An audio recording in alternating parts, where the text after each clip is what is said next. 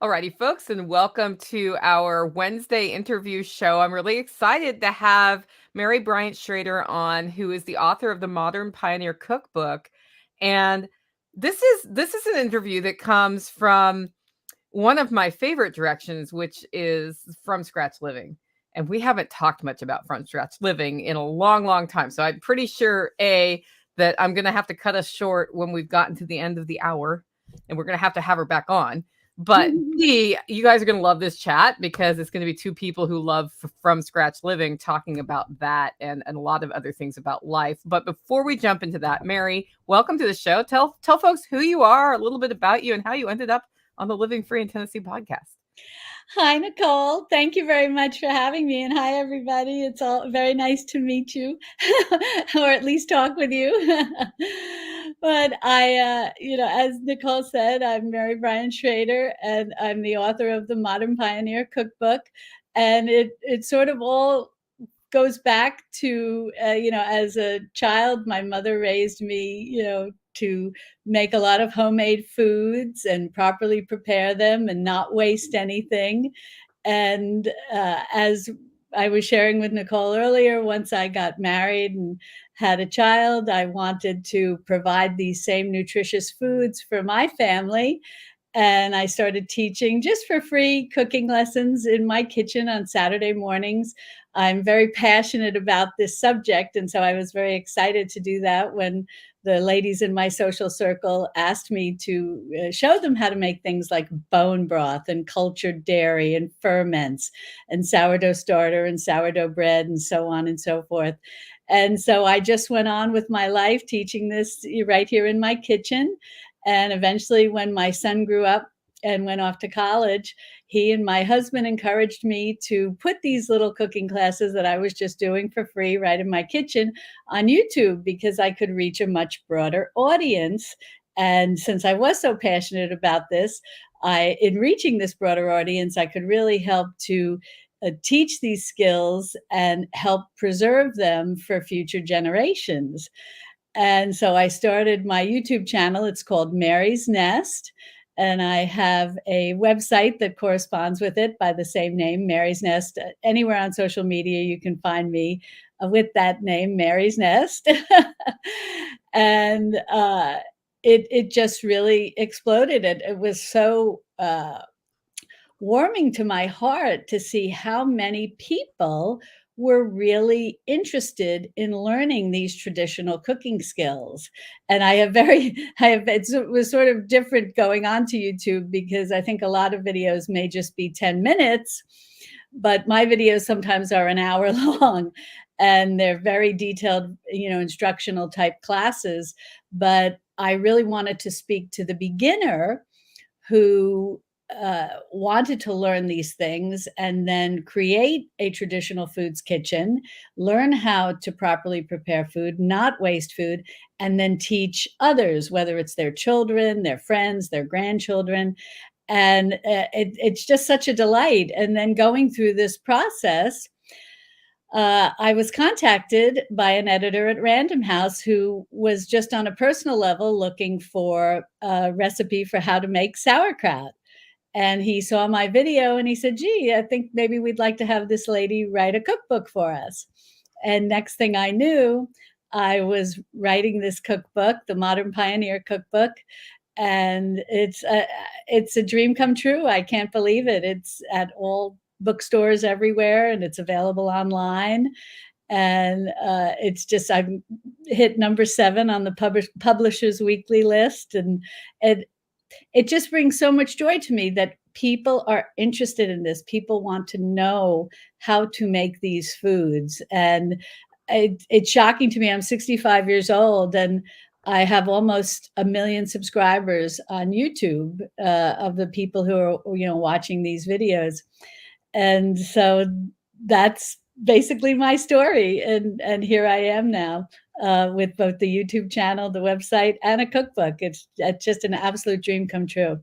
So it was with want and abandon this morning that I was promoting the show, and I tagged at Mary's Nest on any social network that I went to, guys. And we did a branding show last week. That is a brand that's tightly and consistently rolled out, which is super impressive. I think that's part of why you're successful, but it's Oh, also really nice from a show host standpoint to not have to look up 9 different usernames on all the social platforms. yeah. And I'm just pointing that out because we have a lot of people who are starting their journey as content creators who also are in the homesteading network here. And to the extent that you can do that, guys, it makes it so much easier, and it's much easier for people to find you. And the easier that you can make it to find yourself, the better off you are. Oh, I think that's so true. I didn't really know a lot about social media, and I really didn't know how to really do anything other than I had, watched some YouTube videos, and I had been in some Facebook groups and things like that, but I really didn't know how to go about, like you mentioned, branding yourself. And so in a way, it's kind of good that I started the website and the YouTube channel pretty much at the same time. And my husband and we just love birds. And we always kind of think, and I think a lot of people think of their home, as a nest. And so, Mary's nest was born. And I just use that everywhere. And, I will tell your listeners, if there are people out there who are interested in making YouTube videos or having a website, whatever the case may be, whatever social media platform that they like, I really encourage people to do this when they have something that they're passionate about. Because there are people out there, a lot of people say, oh, I may not have a lot of people, watch my videos, or, oh, so many people are already doing this, that, or the other thing. But the truth of the matter is there's so many people coming on social media every day. And there are people that I often tell other people who will ask me, about growing, for example, a YouTube channel. I say, there are people coming on YouTube every day and they're looking for you. They may not have found a creator that they connect with yet, and when you come on board and they find you, they connect with you, they like you, and that's basically how your channel grows. I didn't even know how to make YouTube videos or any of that, and I took a course from a man who's on YouTube himself. His name is Sean Cannell, and he has a great YouTube channel called Think Media. And he teaches people. And what I like about him is he teaches people right from the beginning, turn the computer on, turn the camera on. And you really couldn't ask for, he's a very nice young man. You couldn't ask for a better instructor. And it's cute because he teaches, as you're saying, consistency, to make things very easy for people to find you, and don't complicate things too much. Yeah, I sort of learned this year because I was doing a lot more volume than in previous years that it's actually better to slow down and have things come out at a consistent time of day Mhm. than to just get everything out immediately. And that was an interesting lesson. But let's go back to modern pioneering. What in the world is modern pioneering? Like, how do you define that concept? How did you come across it? Well, that's a great question. Well, I think when you think just of the term in general, when people will say, oh, he's a pioneer or she's a pioneer in this particular field or whatever the case may be, in terms of modern day, people often think of famous inventors and scientists and people coming up, forging new, you know, big projects. And you say, oh my gosh, he's a pioneer in that field. And then you think of people, who the actual pioneers who crossed this country and settled in different areas and their homesteads and whatnot. But for me, when I think of the term pioneer and specifically modern pioneer, I kind of have an extension on the end of that. I often share with my viewers and my readers that we're modern pioneers in the kitchen. It doesn't matter where we live. We can live in the country, we can live in the suburbs, We can live in the city. I lived in New York City, and I was often, roasting a whole chicken or something.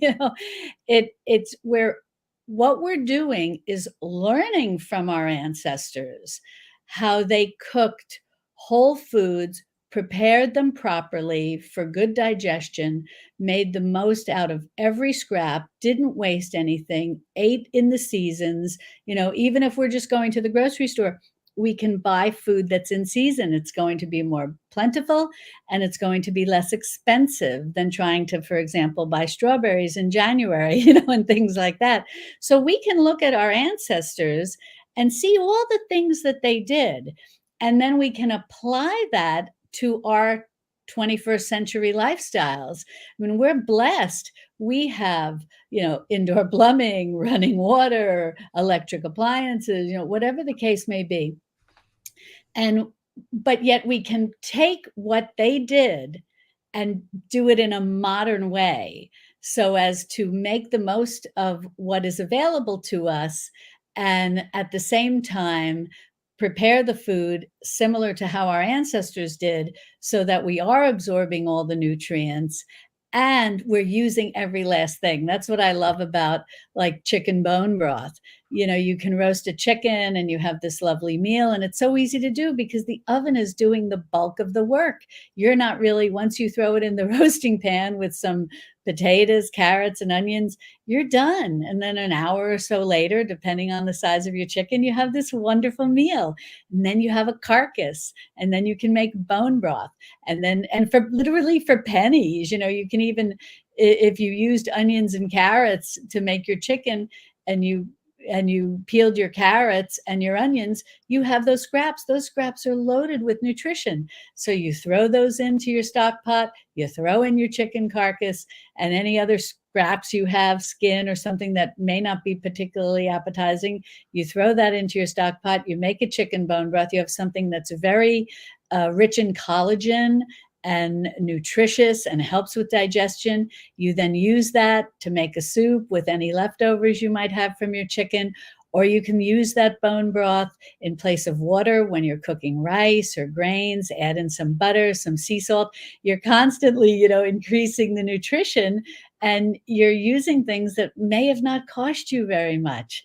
And you're using things that you didn't waste. You made the most out of them and you pulled as much nutrition out of them as possible.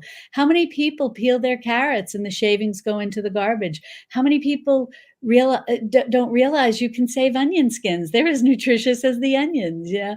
And so this is basically what I mean. We're modern pioneers in the kitchen. We're learning from our ancestors, but we're blessed to live in modern times that allow us the ability to not necessarily having to be cooking from sunup to sundown the way our pioneer ancestors, may have. They were getting up and finding the chicken and dispatching it and plucking all the feathers off. We're blessed, that life often is a lot easier. Now, if you live on a homestead, yes, you may be doing that, but most of us are getting our chicken maybe from the grocery store or at the farmer's market, or if we live near a local chicken farmer, and it's coming to us in a pretty nice, condition, so to speak. And so that's basically what I mean when I use the term applying to us as modern pioneers. We're modern pioneers in the kitchen, learning from our ancestors, but enjoying the modern conveniences of the life we live now. Something I was struck by this year, and I've started doing presentations on this all over the country, is that when you live a from scratch life, sometimes you're working on a project like canning tomatoes and Mhm. where you have to peel them and all that, and it's a big chunk of time. But most of our days, and it struck me when you talked about cooking a chicken, like it takes 5 minutes to prepare your chicken to roast it. If you're efficient, it will take you 15 if you're reading instructions. Yes. But I call this the 15-minute homestead. It's a series of 5 to 15-minute projects to live from scratch that you do, and the only trick you gotta figure out is what time of day to do it, because the actual time you have invested in a lot of these things, which are delicious and healthy and whole, is not very much time. It's just that it took time to finish. Same with sauerkraut. It takes me 15 minutes to prepare cabbage to make sauerkraut in a ferment, and then it goes in. I use like half-gallon mason jars instead of, I Mhm. have a crock, but I rarely use it. And then it just does its thing, and I just have to check it once in a while, right? Mhm. So it does not have to be all encompassing and time consuming, although it does take, in the aggregate, more time than just buying something from a box and popping it in the microwave. Yes, that's very true. It really doesn't. It takes a little more time, like you said. I often say than like going through the fast food line, or like you said, buying something that you're popping into the microwave. But really, minute for minute, it's not significant given the much higher quality of food that you're going to get by just putting in a little bit of time.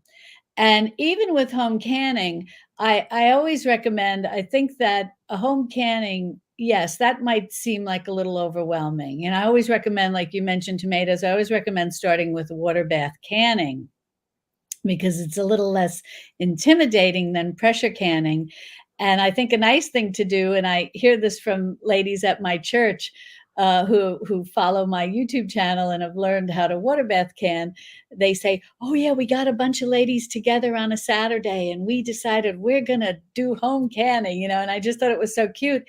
And I think that's the way when it comes to canning, do it kind of as a party, and then everybody, you're all working together, and then you can sit down and chit chat, while the canner is processing, and then everybody kind of goes home with some home canned food. And the nice thing when you home can your own food is, you had mentioned tomatoes. You're going to peel, you're going to, score them and throw them in a hot boiling water for a few seconds so that it makes it relatively easy to get the skins off. And then you save those skins, and then you dry them, and you don't need a fancy electric dehydrator or anything like that. You can dry tomato skins right in your own oven, and then they dry and they're like crisp, almost like potato chips. And then you can whirl them, and you make a tomato powder, and you take a tablespoon of that, put it in a mug, add in hot water, and you kind of have this quick and easy uh, tomato soup when you're just sort of feeling, craving a little homemade tomato soup, but you're not up to actually making tomato soup.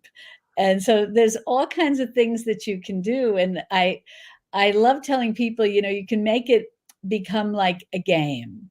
You can, before you put anything in the garbage or the compost, you look at it and say, okay, what can I do with this? How can I make a meal? I have a recipe on my website and my YouTube channel where, how when you're making asparagus, and the bottoms can be very, very tough. And the chefs will often show you, bend it, and where it breaks, that's the lower part you want to discard. And whenever I hear people use terms like discard or the garbage or garbage bowl, I'm thinking you can make a whole meal out of that. And I love taking the bottoms of asparagus, and you whirl them, and you throw in a few other little things you have, and you can make a dip that you could serve to guests, and they will be asking you, "Oh my gosh, this is delicious. What is this?" And then you tell them, "Oh, it's the stalks from the asparagus," and nobody will believe you. Yeah, it is amazing how you can repurpose things. And one of the things about a traditional cooking approach is that you start with your raw ingredients and you make something, and it feeds another thing and it feeds another thing, and you end Mhm, up cycling into these sequential meals. It's like the mhm. chicken becomes the stew, and then there's often a casserole too, depending on how, unless you have a redneck around who eats the whole chicken by himself, but that's a different issue. But everything feeds into something else. I had a pork roast last week, and I'm cooking like outside of my kitchen. I'm living in a camper right now because we're doing construction in the house, and so I crock potted it, and then I wanted to make shepherd's pie. and I didn't have any ground meat defrosted, but what I had were chunks of pork in sort of a sauce from the crock pot. I just added some flour to that, thickened it up, and instead of mashed potatoes, I used a butternut squash that had come out of the garden and added some peas and cheese and spices, and it was done. And Mhm. then baked it in the oven, and it's not really shepherd's pie, but it's shepherd's pie inspired by Yeah. what was around. And I think once you get into learning some of these basic skills, like starting with a roasted chicken is a great way to start because it can be so many things. You then learn to start seeing other things around you and say, okay, that worked for the chicken. Maybe I can do it with pork, or maybe Mhm. I can't, like making bone broth. There is absolutely no reason not to throw broccoli stalks in there that are too tough to eat. It will add flavor to your bone broth. It will add vitamins to your bone broth. In fact, you can collect all your vegetable scraps, and if you want to have a vegetable broth that doesn't have any meat in it, you can do that too. Oh, yes, I agree 100%. I share, uh, definitely, like mineral broth. I call them mineral broths because even when we make bone broth, we're leaching all the collagen out of the bones, and then when we simmer it, that collagen, cooked collagen, is gelatin, and that's what makes our bone broth gelatinous, which is what's very good for healing our digestive system, and it's very good for our hair, our nails, our skin, all of that. However, we also add in vegetables, whether they're scraps or other fresh vegetables, for the minerals. And you're 100% right. You've got to have your scrap bag going all the time that you're putting these scraps in. And if you find your scrap bag gets really full, the one that you have where you keep your vegetable scraps, you can make a wonderful mineral broth from all those vegetable scraps. And then that can be used in different ways to make soups and stews, always using these various broths, whether they're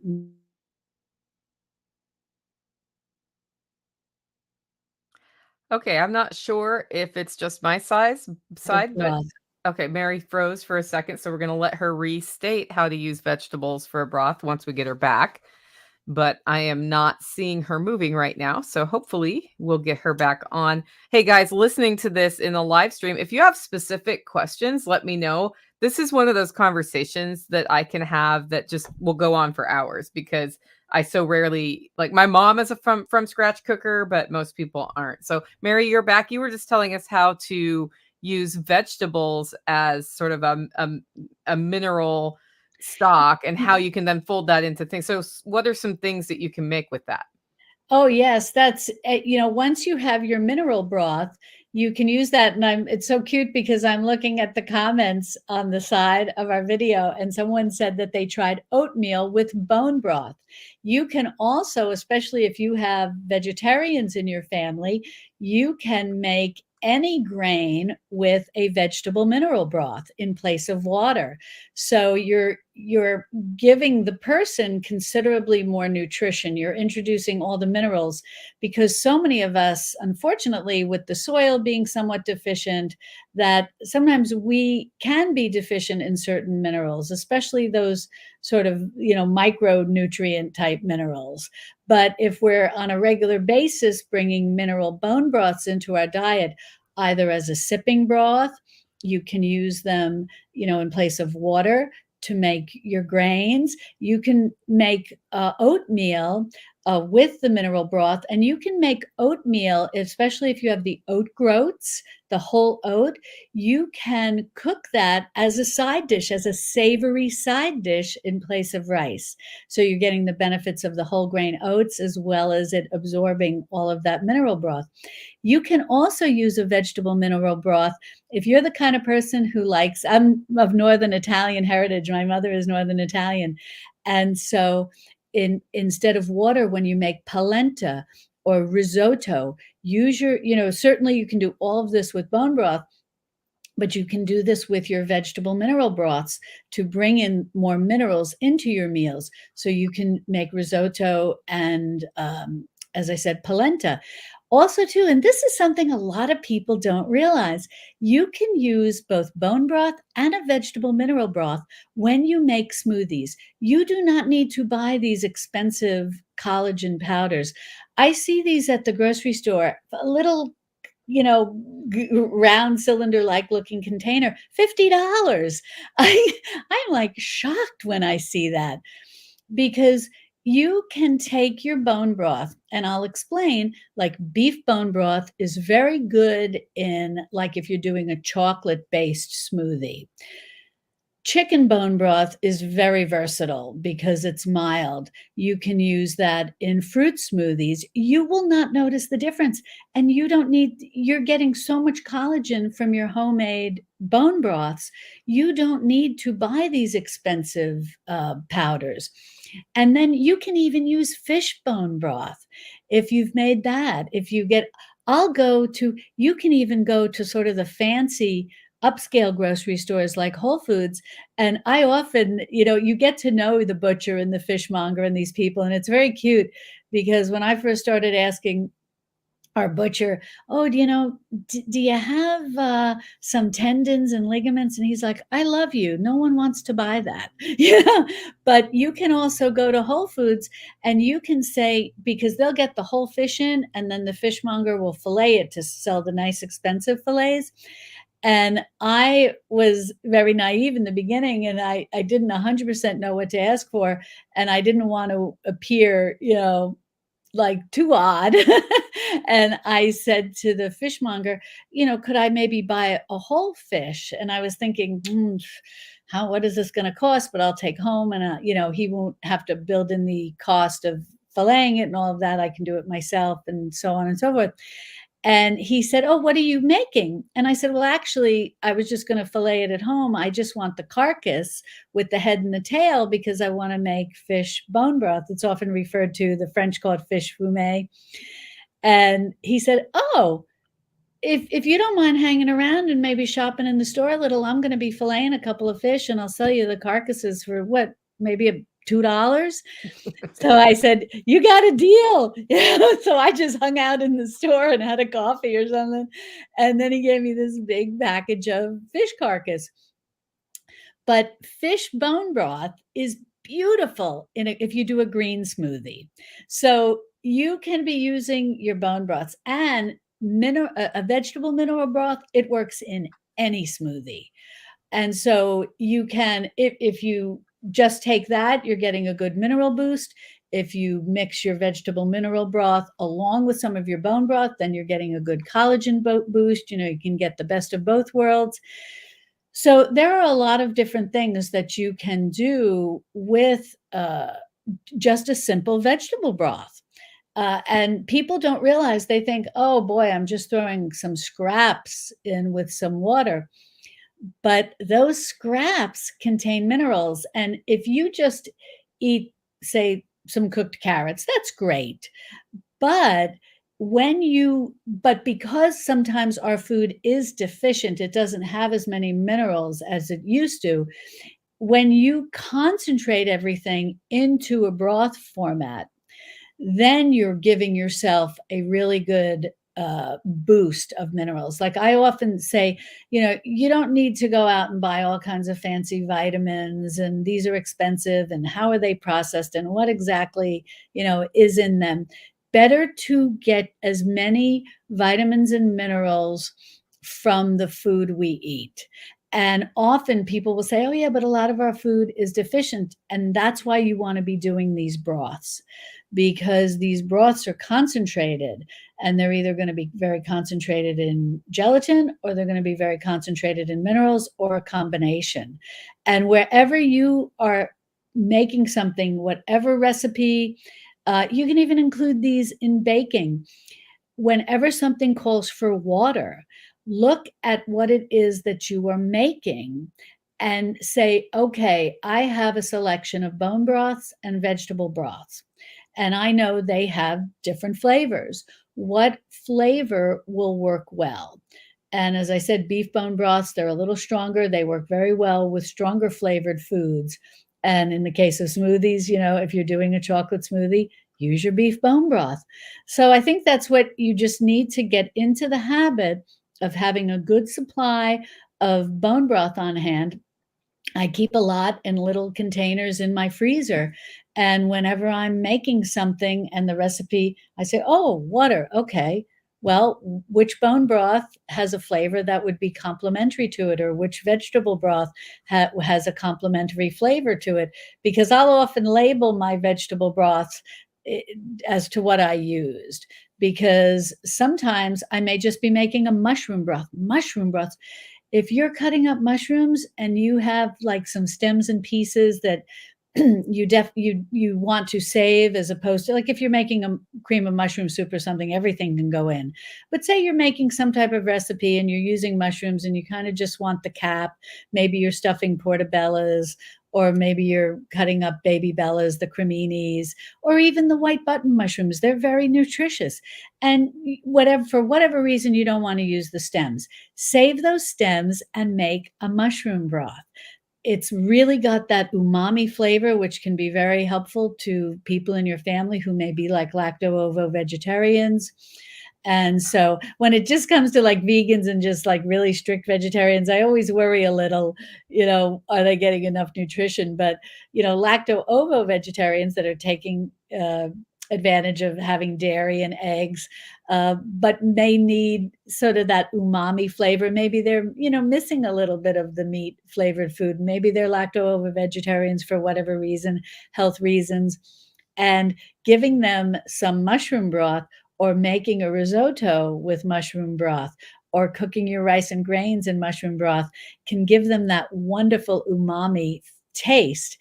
And then you can also just serve mushroom broth as like a little broth before, in many ways, like the French make what they call the pot au feu, where have some inexpensive meat. I make it with turkey necks. This time of year, at Thanksgiving, if you've got your turkey neck, you can throw that in with a bunch of vegetables, and then you can make this lovely broth that you can serve to enjoy before your meal, and then bring your platter of all the lovely vegetables that you've cooked in your pot au feu, as well as the turkey. People, if they're new to the meat on turkey necks, it's really delicious. And so if you're looking at that turkey neck, when you make your Thanksgiving meal, and you're thinking, what can I do with this that's kind of new and different? Not just using it to make my turkey bone broth, because you're going to have that big carcass. So maybe do something a little fun with that turkey neck and just have it as a little addition to an otherwise primarily vegetable broth. But so there's all these things that you can do if you're always looking at foods in a different way and thinking, okay, I'm going to save all these scraps. And at the end of the week, I'm going to make a great broth, whether it's a bone broth or a vegetable broth. And as I said, it just becomes a game, and you just start looking at things. If you are roasting your turkey this Thanksgiving, and you just want to make a very simple gravy, you can use any bone broth you have in your fridge. Your chicken bone broth is going to be fine. Nobody's going to know that it wasn't made with turkey bone broth if you're making the turkey bone broth after the fact. You make your gravy, and say you want to just make a simple gravy. You don't want anything in it. Save the gizzard, save the heart, save the turkey neck. Throw those in with a big pot of vegetables, and you're going to have a wonderful meal. Not a soup. You're going to have something that's very substantial, because you're going to keep, I show in my YouTube video how to make this, where you keep the vegetables very much intact. And then you have a lovely bowl, and you might have a whole carrot, a whole potato, maybe some leeks, some onions, turnips, squash, whatever you have in your crisper, as I say, kind of clean out the crisper. And no one is going to say, oh my gosh, these leeks were a little past their prime. Nobody's going to notice. You're blanching these in some broth. You're giving them a lovely, tasty broth. And maybe for folks who I grew up eating the gizzard and the heart and all of these things. And sometimes you can bring back people's childhood memories, if they enjoyed those also. And sometimes you can just get someone to say, oh, just try it, see what you think. And most people are very surprised. I teach this with, we're talking vitamins and minerals, but also something we want to think about too are all the good fats. And like when you're able to get grass-fed beef, and because the cattle was grazing on grass, their fat is actually very high in the omega-3 fatty acids, which we often hear about. It's good for the brain, good for the heart. But sometimes you don't have to worry if grass-fed meat, isn't in your budget at a particular time, especially now. Groceries are very expensive. And maybe something like a salmon is not in your budget right now. And it's also, it's not in season. It's usually in season in the summer. So what can you do? So I will often tell people sardines are so nutritious and they're very high in these omega-3 fatty acids. And people will say to me, sardines, I don't like sardines, Mary. And then I say, okay, you need to kind of step out of your comfort zone and think of ways to prepare sardines to help start introducing that taste to your palate. And I have a recipe that I share in the Modern Pioneer Cookbook. And it's also on my YouTube channel and my website as well, or at least one that's sort of similar to what's in the book. But I show how you can chop up the sardines with lots of herbs and lemon and all this, that, and the other thing. And it's so cute because people will say, well, I don't know, I trusted you and I bought that. And I tell people, just buy one can, just start with one can. And they're very reasonable. And they're so cute because they go, I trusted you, Mary, because you've got me to take other things and I've taken them and you were right. It was delicious. They're kind of coming along on this traditional foods journey with you a little grudgingly, but they're like, okay, I'm going to try this now. And it's so cute because they'll come back to me and they'll say, oh my gosh, I can't believe it. I love sardines. Everybody in my family loves sardines. I had my neighbors over for dinner and I served the sardines as an appetizer, and everybody was filling their crackers high and going, this is delicious. What is this? And she said, I was afraid to tell them it was sardines. But it's all of this looking, I think I tend to go down a lot of rabbit trails That's when what we do here. about these foods, but it's trying new things, looking at foods in a different light and thinking initially, I tell people at some point you're literally going to be eating sardines out of the can because your palate is going to become adjusted and you're going to start to crave the flavor. But it's always looking at everything in different ways and how you can use it. And it's sort of cute because when I tell people, oh, you can make oatmeal if you've got oat groats, because I always encourage people to buy the whole oat groat because it will stay fresh a lot longer. If you're storing it like in an extended pantry where you keep your backup food. And when I tell them, oh yeah, you can cook oat groats like any grain and you can serve it as a side dish, they're like, oatmeal as a side dish? What? Yeah. They've So only had the rolled oats. yeah. And that's a great place to start. I sometimes could take my viewers with me to the grocery store, and I'll hold up the old-fashioned rolled oats, and I'll say, "This is fine. Just get the old-fashioned ones. Don't get the instant ones. The old-fashioned ones are going to have more nutrition." Yeah, and it's a journey. That's why I always like to tell people, don't rush. You're not throwing everything out of your pantry overnight. Don't put yourself under pressure. This journey to creating traditional foods can take a year or 2 years. And that's really was the point when I wrote this book, the Modern Pioneer Cookbook, was to take people on a journey. I'm never the kind of person who's going to say, okay, you need to make sourdough bread today. I remember the first time I was teaching people, and I brought up a sourdough starter, and this one lady, she was so cute. She goes, "Oh, excuse me, I don't know how to make bread. Can we just go back and start with the all-purpose flour and the yeast from the grocery store?" And I realized, and I was like, "This is a journey." And so in my cookbook, I even pull it back even farther, and I start people with how to make a quick bread. Then we go to a sandwich bread with all-purpose flour and yeast from the grocery store. And then I move them to creating a sourdough starter. But I take them every chapter, I take the people on a journey. So they're not trying to jump right in with both feet into a traditional foods kitchen when they still need to learn the basics.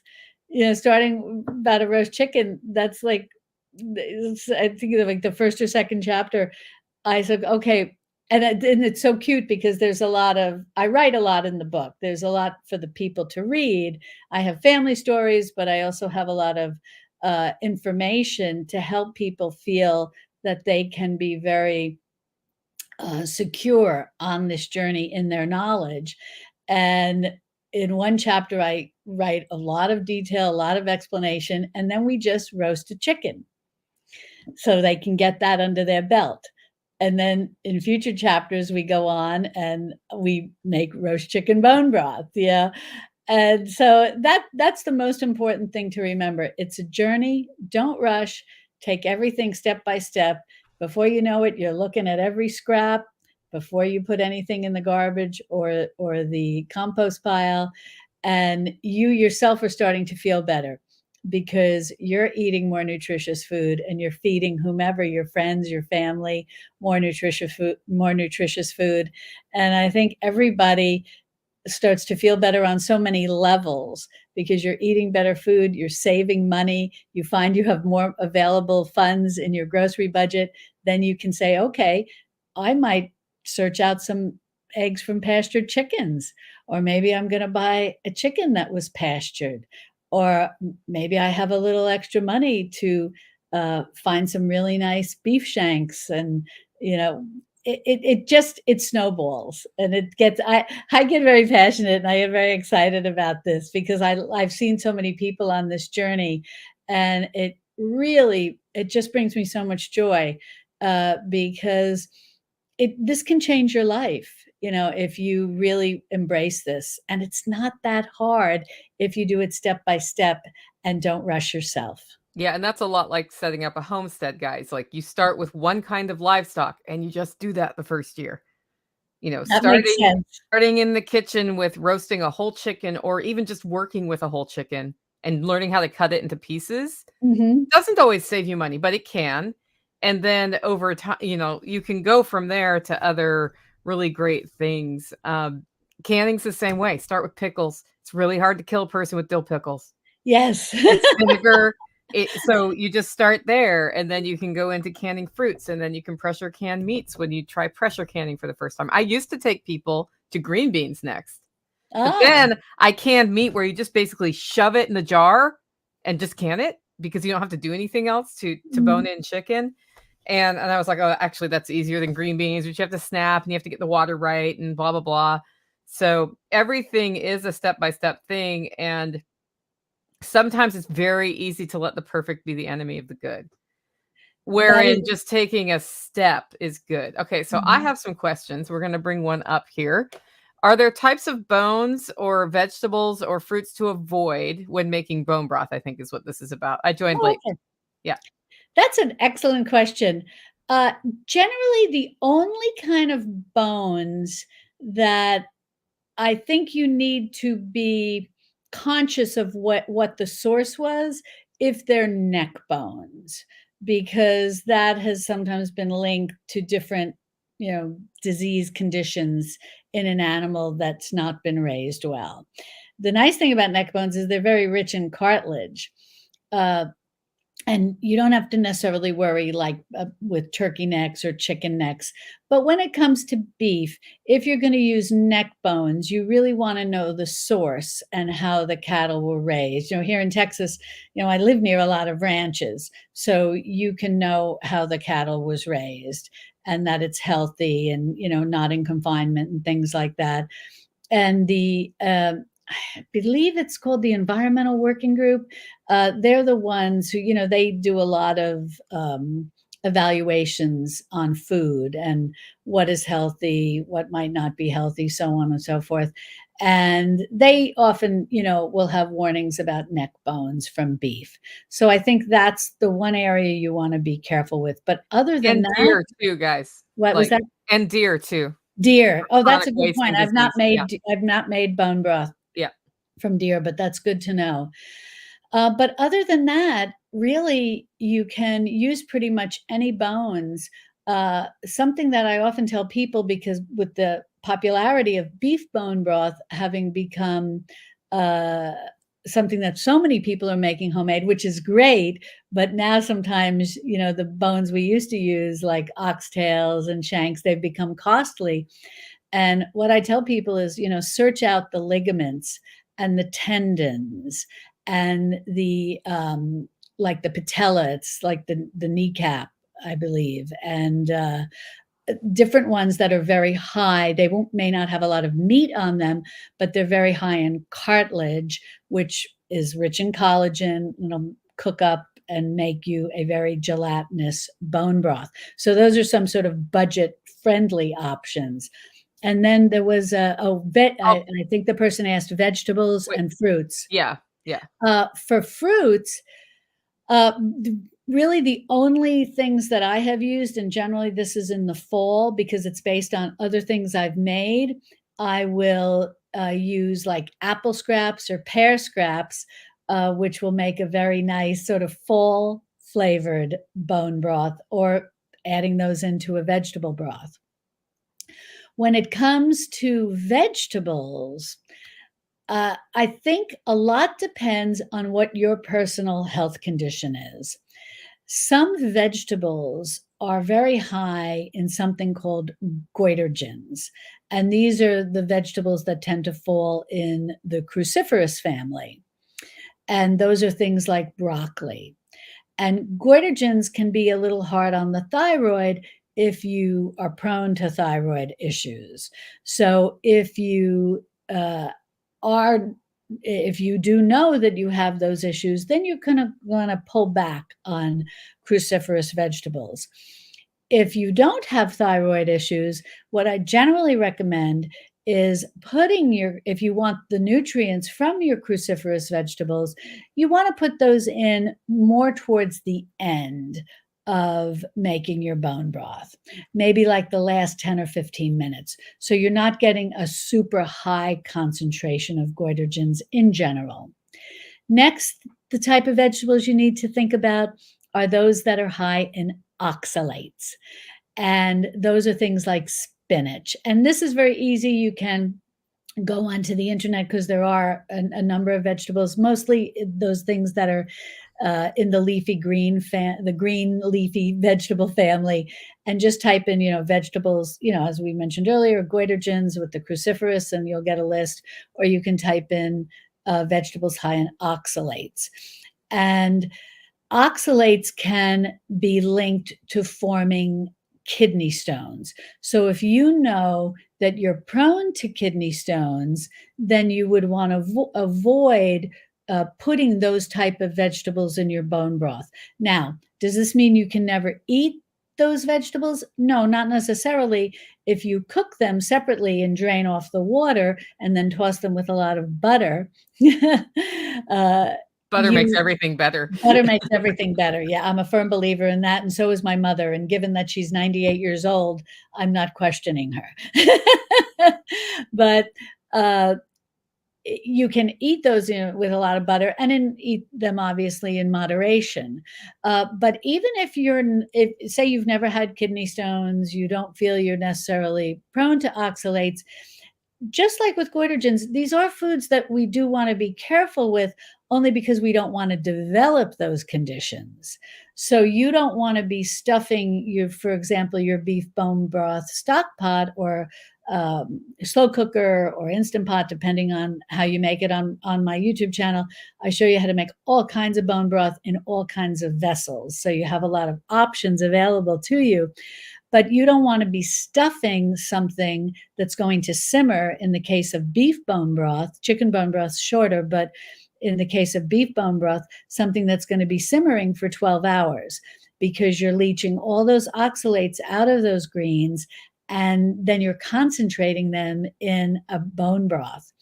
And over time, I often remember, I think this probably would have been, I'm not sure, it was the 70s or 80s when spinach salads, raw spinach salads became very popular. And doctors suddenly found a lot of people, including my own father, were developing kidney stones. And they were like, where the heck is this coming from? And then they would ask people, what is your diet? And they're like, oh, I eat a spinach salad every day for lunch. And then the doctors, I know a lot of people say they're not necessarily knowledgeable about nutrition, but just doing a little research, they would discover that the spinach was high in oxalates and it may be contributing to people who may already have a propensity but didn't know it to develop kidney stones, or just were eating so much that they did wind up developing kidney stones. So it's things like this but those are sort of the two big vegetable groups: the goitrogens that are in cruciferous vegetables, and the oxalates in leafy green vegetables. Most other vegetables you're pretty safe with. You can put pretty much anything in the onion family, anything in the carrot family, anything in the celery family, and those are just very tasty type additions to any bone broth. And one thing that I do want to add, because a lot of people ask me about this, do I add garlic to my bone broth, especially being of Italian descent? No, I don't. And the reason is I have found through experience that if I simmer garlic, say in a beef bone broth for 12 hours, in a chicken bone broth for 6 hours, in a pork bone broth for 6 hours, whatever the case may be, that garlic simmered for a long time like that, for me, I find has an off flavor. And I have shared this with my viewers and my readers, and they have shared that many people feel the same way. So what I generally recommend is save your garlic for whatever recipe you're going to be using your bone broth in. And you can even warm some garlic in your bone broth if you're just going to use it as a sipping broth, especially if you're under the weather and you want to, put that garlic into your body for its antimicrobial, antibacterial, antiviral, anti-inflammatory. Garlic is one of those sort of, old-fashioned miracle foods. But in bone broth, I find simmering it too long, it just gets a little off flavor. So what I do is I save my garlic, and then in whatever capacity I'm using my bone broth and I want garlic in that particular recipe, I add it then. So that's pretty much what I have found works well. In terms of other fruits, other than what I mentioned earlier with, the apple scraps and the pear scraps in the fall, I have heard from viewers that they do use other fruits at different times of year. Like maybe they have some strawberry scraps and they'll throw things like that into a beef bone broth and whatnot. And I've not tried it, but I'm sure it's delicious. I'm sure it's delicious. I tend to use my fruit scraps to make vinegars because it's so easy. You just throw them in a jar and fill it with water, put a little, cheesecloth on top or whatever you have, and just stir it every day. And after 30 days, you have these like wonderful gourmet vinegars that you made from fruit scraps. So, and if the fruit is, sometimes you have to add a little sugar, and the good bacteria will gobble up all the sugar. But if you have some very sweet fruit, like the tops of strawberries, and you can throw in the greens too, you can make these like gourmet vinegars. And I mean, my gosh, if you go to the little gourmet shops and they have these fancy vinegars and they're very expensive and you can basically make them for nothing. But I definitely think that there are fruits that you can certainly experiment with in bone broth. You just want to make sure that you're using something that you feel the flavor after being concentrated in a simmer for 12 or 6 hours is going to be compatible with whatever bones you're using. And the worst case scenario, guys, is if you choose a flavor that isn't. Sorry? The worst case scenario is you choose a flavor that isn't compatible and you learn a really important lesson. Yes, That's okay. That is what cooking is. Like, "Oh, yep, those 2 things not together in the future." yes. No, I've definitely, had that experience, and I will tell you, if you find you put some things in a bone broth and then you taste it and you're like, "Oh, not exactly what I was hoping for," I will give you a little secret. If you dilute it, just like if you're making a recipe and you use half of it and half water and you dilute it, it just changes everything when you dilute a bone broth that may have come out a little too strong in a particular flavor that's just not hitting the mark. But if you dilute it, you can often save it. Yeah, and it's important, but if you can't save it, it's not the end of the world, especially if you have chickens. Because my chickens make soil by things that I didn't like in the kitchen. Okay, here's the last question because we're getting kind of close to the end here. Oh, I Yes. just unplugged something too. Is there a correct? I'll jump under my desk and fix that in a second. Is there a correct way to ask your butcher to give you all the things from the animal? And a lot of us buy half and whole animals here. That's why that's being asked. I just got half a cow last week. I'm getting my first half cow this month. Oh, that's exciting. And yes, when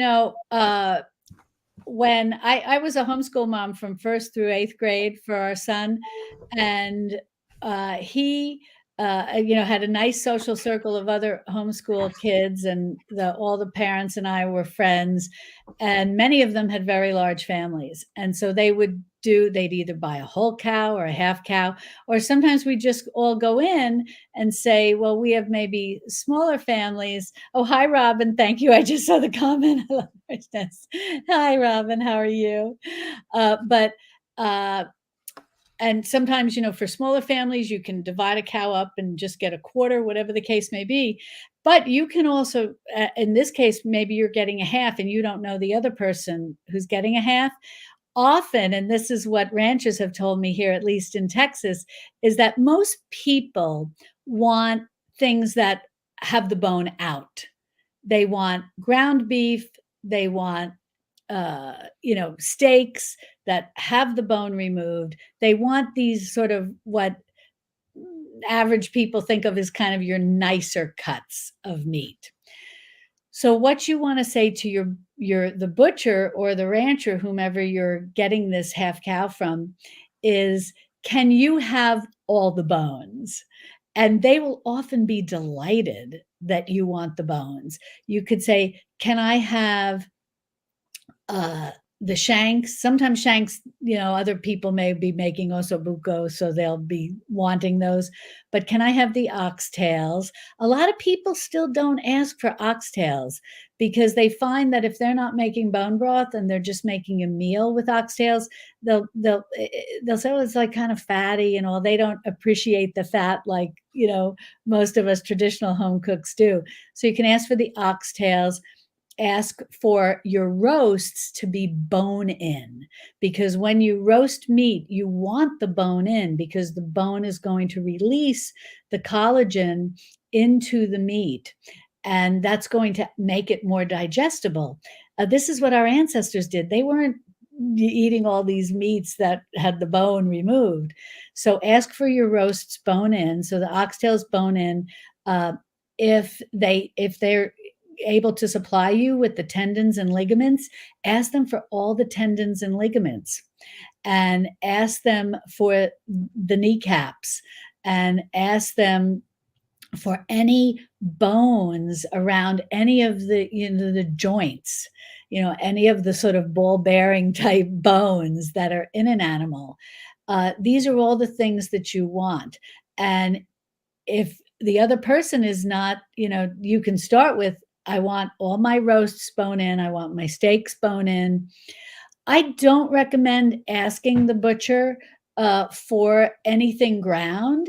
I know a lot of people like the convenience of ground beef, but I think in the long run, you're much better off just getting your meats with the bone in. And then, like, for example, if you have a chuck roast, maybe what they call like the seven, but the bone looks like the number seven. So you have a 7 bone in chuck roast, you can cut off some meat. And I highly recommend, even if you get something that's manual, uh, grind your own ground beef. It's going to be fresher and you're going to know exactly what's going into it. So that's how I would approach it and get to know the butcher and say, I always want to be your customer who is buying everything bone in and any extra bones, tendons, and ligaments that you're willing to include with my order, as well as, and if you're lucky, the oxtails. Okay, now, then you also want to say, if no one's buying the organ meats, if the other person who's getting the other half doesn't want the organ meats, I would like to buy the organ meats and then start to learn how to make things like kidneys and heart. And then also ask for the tongue. You can uh, cook the tongue, you slow cook it for a long time. And then this was very popular when I was growing up at all the delis I grew up in New York, at all the delis in New York City. And then you slice the tongue very thin. It's very nutritious and it's a nutrient dense food like the organ meats. And you can use that to make sandwiches almost like brisket or corned beef or something like that. Then, okay, what to do about, like the glands, like the thymus, the head cheese, the brains, and all. I don't have a lot of experience with that, and so I would recommend, I have a friend who she loves it, but it's not something that I did grow up with. So that is something, that is definitely worth talking to the butcher about and what maybe his experience has been with it, and any recipes he may have to share, and anything you might be interested in trying. But I hope that helps. Yeah, I will add that you can put that all in writing on their cut sheet and they will mess it up until you talk to them. So and I'm not complaining. I just got a half cow from a butcher who hasn't worked with me before. And I did say I want everything the other person doesn't want. I did not get a cow tongue. I just realized that when you were saying, I was like, I usually end up, now it could mean the other person got the cow tongue and that's fine. But my guess is most people don't want that. And that was not included in everything. The other thing they did, which I had a post about that was very popular this week, is my roasts are 2 pounds.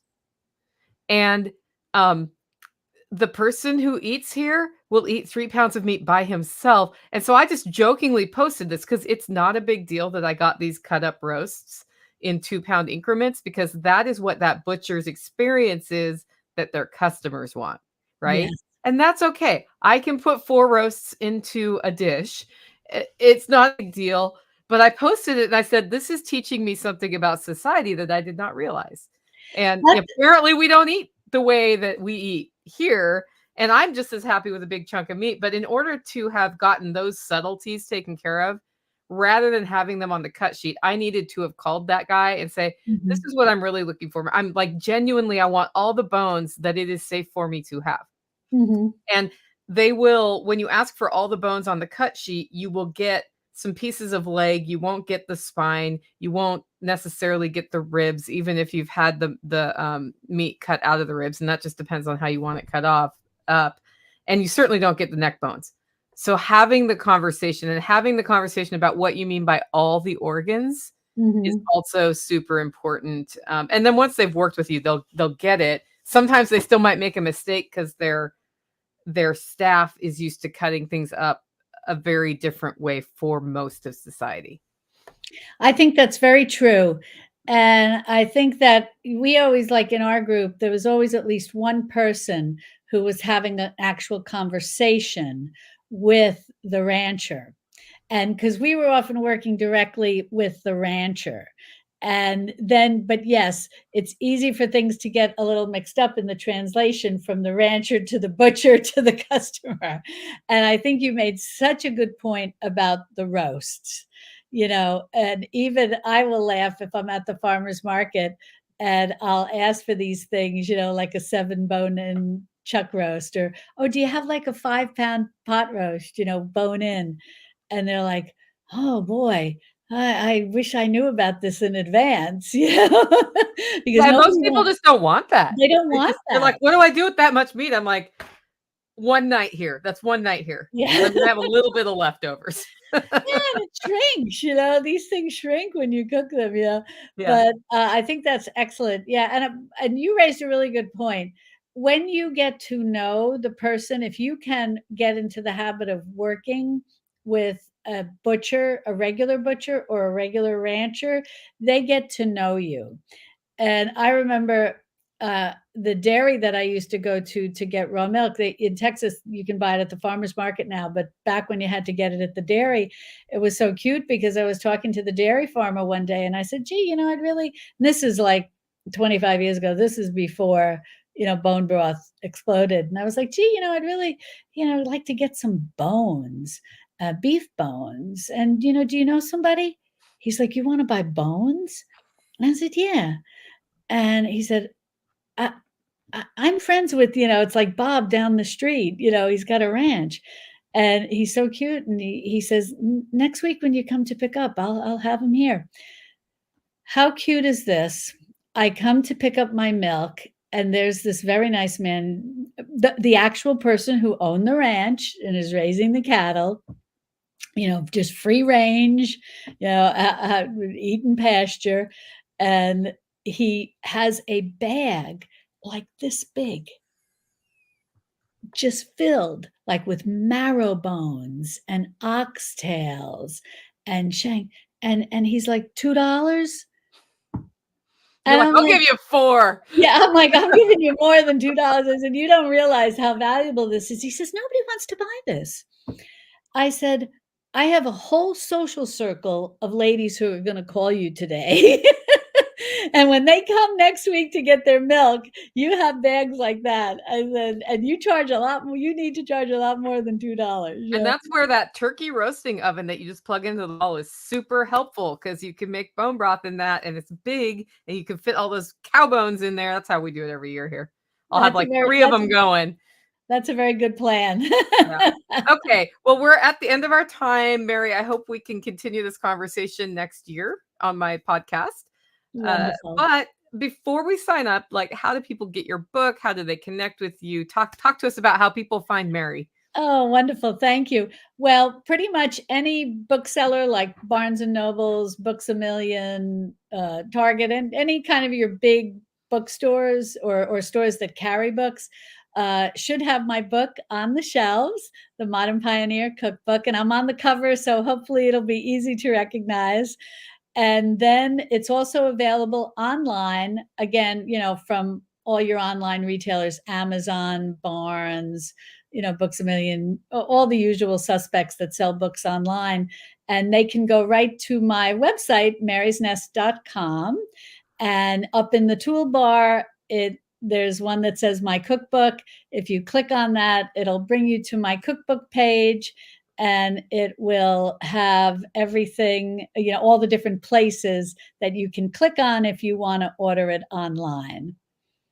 And there's even one option where you can get a signed copy. And for anybody who lives in Texas, I have visited a boatload of stores, Barnes and Nobles in Texas, from Dallas, to the whole Dallas area, the whole Fort Worth area, down to Waco, down to Killeen, Austin here where I live, San Antonio. I've gone to all those barns signing copies.